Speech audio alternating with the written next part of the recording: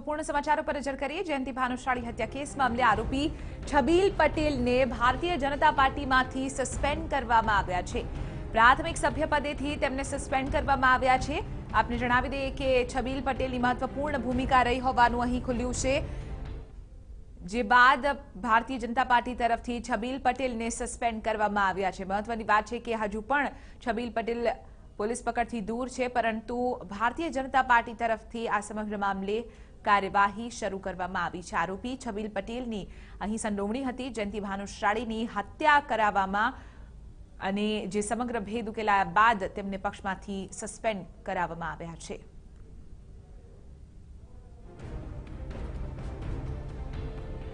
तो आज मुद्दे વધુ જાણકારી મેળવીશું ટીવી 9ના સંવાદદાતા અનિલ પટેલ પાસેથી। અનિલ, છબીલ પટેલને આરોપી અહીં ગણાવવામાં આવ્યા અને તો બીજી તરફ પક્ષ તરફથી પણ કાર્યવાહી કરવામાં આવી છે। આખરે કઈ રીતની વિગતો આ સમગ્ર મામલે મળી રહી છે અનિલ? ચિત્રા, જે પ્રમાણે માહિતી મળી રહી છે તે પ્રમાણે જયંતી ભાનુશાળીના પરિવારે પણ વારંવાર આ મુદ્દે સવાલો ઉભા કર્યા હતા। કારણ કે તમને યાદ હશે કે જ્યારે જયંતી ભાનુશાળી ઉપર માત્ર આરોપો લાગ્યા હતા કે સુરતની યુવતી સાથે તેમણે બળાત્કાર કર્યો છે, તો રાતોરાત પક્ષે તેમને સસ્પેન્ડ કર્યા હતા। પણ છબીલ પટેલના કેસમાં 8 તારીખે જ્યારે હત્યા થઈ જયંતી ભાનુશાળીને, એ દિવસે એફઆઈઆર કરવામાં આવી, જેમાં છબીલ પટેલ એના પુત્રે તમામ લોકોનું નામ લખવામાં આવ્યું હતું। 8 તારીખથી સતત જે ભાનુશાળીનું પરિવાર છે તે સતત માંગ કરી રહ્યું હતું કે તેની સામે પક્ષ પગલાં લે।